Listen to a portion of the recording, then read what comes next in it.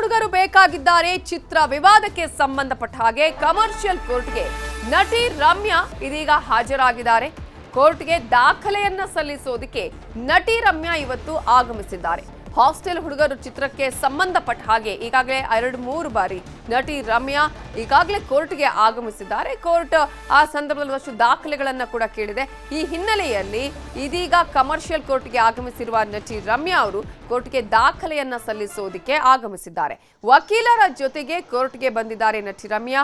ಅನುಮತಿ ಇಲ್ಲದೆ ನನ್ನ ಫೋಟೋವನ್ನ ಬಳಕೆ ಮಾಡಲಾಗಿದೆ ಅನ್ನುವಂತಹ ಆರೋಪವನ್ನು ಕೂಡ ಅವರು ಈಗಾಗಲೇ ಮಾಡಿದ್ದಾರೆ. ಕೋರ್ಟ್ ಮೊರೆ ಹೋಗಿದ್ರು ನಟಿ ರಮ್ಯಾ ಅವರು. ಹಾಸ್ಟೆಲ್ ಹುಡುಗರು ಬೇಕಾಗಿದ್ದಾರೆ ಅನ್ನುವಂತಹ ಚಿತ್ರದ ಪ್ರೋಮೋ ಶೂಟ್ಗೆ ಮಾತ್ರ ನನ್ನ ಪರ್ಮಿಷನ್ ಇತ್ತು, ಆದರೆ ಆ ದೃಶ್ಯಗಳನ್ನ ನನ್ನ ಅನುಮತಿ ಇಲ್ಲದೆ ಚಿತ್ರ ಮತ್ತು ಟ್ರೈಲರ್ನಲ್ಲೂ ಬಳಸಿಕೊಂಡಿದ್ದಾರೆ ಅಂತ ಹೇಳಿ ಆರೋಪ ಮಾಡಿ ನಟಿ ರಮ್ಯಾ ಕೋರ್ಟ್ ಮೆಟ್ಟಿಲೇರಿದ್ರು. ಈ ಹಿನ್ನೆಲೆಯಲ್ಲಿ ಆಗ್ಲೇ ಅವರು ಅಂತಹ ಸಂದರ್ಭದಲ್ಲಿ ಚಿತ್ರವನ್ನೇ ಬಿಡುಗಡೆ ಮಾಡಬಾರದು ಅನ್ನುವಂತಹ ಒಂದು ಹಿನ್ನೆಲೆಯಲ್ಲಿ ಮನವಿಯನ್ನ ಮಾಡಿಕೊಂಡಿದ್ರು. ಆ ನಂತರ ಚಿತ್ರ ಬಿಡುಗಡೆ ಕೂಡ ಆಗಿತ್ತು. ಇದೇ ವಿಚಾರಕ್ಕೆ ಸಂಬಂಧಪಟ್ಟ ಹಾಗೆ ಇನ್ನಷ್ಟು ಡೀಟೇಲ್ಸ್ ಅನ್ನ ಕೊಡೋದಕ್ಕೆ ನಮ್ಮ ರಿಪೋರ್ಟರ್ ಸತೀಶ್ ಈಗ ನೇರ ಸಂಪರ್ಕದಲ್ಲಿ ಜಾಯ್ನ್ ಆಗಿದ್ದಾರೆ. ಸತೀಶ್, ಇದೀಗಾಗಲೇ ಹಾಸ್ಟೆಲ್ ಹುಡುಗರು ಬೇಕಾಗಿದ್ದಾರೆ ಅನ್ನುವಂತಹ ಒಂದು ಚಿತ್ರದ ವಿವಾದಕ್ಕೆ ಸಂಬಂಧಪಟ್ಟ ಹಾಗೆ ಈಗಾಗಲೇ 2-3 ಬಾರಿಗೆ ಕೋರ್ಟಿಗೆ ಆಗಮಿಸ್ತಾ ಇರೋದು ನಟಿ ರಮ್ಯಾ ಅವರು.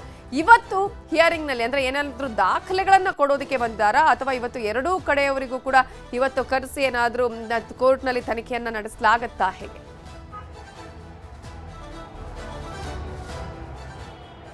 ಎಸ್ ನವಿತಾ, 2023 ಜುಲೈ 19ರಿಂದ ಏನು ಹಾಸ್ಟೆಲ್ ಹುಡುಗರು ಚಿತ್ರದ ಒಂದು ವಿವಾದ ಕೋರ್ಟ್ನಲ್ಲಿದೆ. ಸೊ ಈಗಾಗಲೇ ನೀವು ಹೇಳಿದಾಗೆ ಈ ಕೋರ್ಟ್ಗೆ 2-3 ಬಾರಿ ರಮ್ಯಾ ಅವರೇ ಖುದ್ದಾಗಿ ಬಂದು ಅದಕ್ಕೆ ಬೇಕಾದಂತಹ ದಾಖಲೆಗಳನ್ನು ಕೊಟ್ಟಿದ್ರು. ಕಳೆದ 2-3 ತಿಂಗಳ ಹಿಂದೆಯೂ ಕೂಡ ಈ ಒಂದು ಕಮರ್ಷಿಯಲ್ ಕೋರ್ಟ್ಗೆ ನಟಿ ರಮ್ಯಾ ಅವರು ಆಗಮಿಸಿ ಒಂದಷ್ಟು ದಾಖಲೆಗಳನ್ನ ಸಲ್ಲಿಕೆ ಮಾಡಿದ್ರು. ಮತ್ತೆ ಅದರ ಜೊತೆಗೆ ಹೆಚ್ಚಿನ ದಾಖಲೆಗಳನ್ನು ಇವತ್ತು ಕೋರ್ಟ್ಗೆ ಸಬ್ಮಿಟ್ ಮಾಡುವ ಕಾರಣ ತಮ್ಮ ವಕೀಲರ ಸಮೇತವಾಗಿ ನಟಿ ರಮ್ಯಾ ಈಗಷ್ಟೇ ಹೋಗಿ ಒಂದು ಕೋರ್ಟ್ಗೆ ಹೋಗಿದ್ದಾರೆ. ಇನ್ನು ಕೆಲವೇ ಕ್ಷಣಗಳಲ್ಲಿ ಕೂಡ ಆ ಕೋರ್ಟ್ಗೆ ಒಂದು ದಾಖಲೆಗಳನ್ನು ಸಲ್ಲಿಸಿಕೆ ಮಾಡುವಂಥದ್ದು. ಸೊ ಇದಾದ ನಂತರ ಮುಂದಿನ ದಿನಗಳಲ್ಲಿ ಈ ಒಂದು ವಿಚಾರಣೆ ಅಂದರೆ ಟ್ರಯಲ್ ಶುರು ಆಗುತ್ತೆ. ಇದು ಕೊನೆಯ ಒಂದು ದಾಖಲೆ ಸಲ್ಲಿಕೆ ಆಗಿದೆ. ಇದಾದ ನಂತರ ಕೋರ್ಟಿನಲ್ಲಿ ಎರಡೂ ಕಡೆಯವರನ್ನ ಕೂರಿಸಿ ಒಂದು ಟ್ರಯಲ್ ಶುರು ಆಗುತ್ತೆ. ಅದಕ್ಕೂ ಮೊದಲು ಏನು ಆ ಕೋರ್ಟ್ಗೆ ಬೇಕಾದಂತಹ ದಾಖಲೆಗಳೇನಿದೆ ಅದನ್ನು ಸಬ್ಮಿಟ್ ಮಾಡೋದಕ್ಕೆ ಬಂದಿದ್ದಾರೆ. ನೀವು ಹೇಳಿದಾಗೆ ಚಿತ್ರದ ಪ್ರಚಾರಕ್ಕೆ ಬಳಸಿದ್ದಾರೆ. ಇದಕ್ಕೆ ಸಮಸ್ಯೆ ಆಗಿದೆ ನನಗೆ. ಸೊ ಅದರ ಜೊತೆಗೆ ನನಗೆ 1 ಕೋಟಿ ಒಂದು ಪರಿಹಾರ ಬೇಕು ಅನ್ನುವಂಥ ನಿಟ್ಟಿನಲ್ಲಿ ಹಾಸ್ಟೆಲ್ಗೆ ಹುಡುಗರು ಬೇಕಾಗಿದ್ದಾರೆ ಚಿತ್ರತಂಡದ ವಿರುದ್ಧವಾಗಿ ಅವರಿಗೆ ಕೋರ್ಟ್ಗೆ ಹೋಗಿದ್ರು. ಆದರೆ ಕೋರ್ಟ್ ಇನ್ನು ರಿಲೀಸ್ಗೆ 2-3 ದಿನಗಳಿದ್ದ ಕಾರಣ ಸಿನಿಮಾಗೆ ಸಮಸ್ಯೆ ಆಗಬಾರ್ದು ಅನ್ನುವಂಥ ನಿಟ್ಟಿನಲ್ಲಿ ಕೋರ್ಟ್ ಸಿನಿಮಾದ ರಿಲೀಸ್ಗೆ ಅನುಮತಿಯನ್ನು ಕೊಟ್ಟಿತ್ತು. ಸೊ ಆದರೆ ಪ್ರಕರಣ ಮುಂದುವರಿಸೋದಕ್ಕೆ ಕೋರ್ಟ್ ಸೂಚನೆ ಕೊಟ್ಟಿತ್ತು. ಅದೇ ರೀತಿಯಾಗಿ ಈಗ ಕೋರ್ಟ್ನಲ್ಲಿ ಈ ಒಂದು ಪ್ರಕರಣ ವಿಚಾರಣೆ ನಡೆಯುತ್ತಿರುವಂಥದ್ದು ನವಿತಾ. ಸತೀಶ್, ಈಗಾಗಲೇ ಈ ಒಂದು ಪ್ರಕರಣಕ್ಕೆ ಸಂಬಂಧಪಟ್ಟ ಹಾಗೆ ಒಂದಷ್ಟು ದಾಖಲೆ ನಾನು ಹಿಂದೆನೂ ಕೂಡ ಕೊಟ್ಟಿದ್ದೆ ಅನ್ನುವಂತಹ ಮಾತನ್ನು ಕೂಡ ರಮ್ಯಾ ಹೇಳಿದ್ರು ಈ ಬಾರಿ ಹಿಂದೆ ಅಂದ್ರೆ ಕೋರ್ಟ್ಗೆ ಬಂದಂತಹ ಸಂದರ್ಭದಲ್ಲಿ. ಇದೀಗ ಚಿತ್ರತಂಡದವರು ಯಾವ ರೀತಿಗೆ ದಾಖಲೆಗಳನ್ನ ನೀಡಿದ್ದಾರೆ, ಚಿತ್ರತಂಡದವರು ಇವತ್ತು ಬರುವಂತಹ ಸಾಧ್ಯತೆಗಳು ಇದೆಯಾ, ಹೇಗೆ?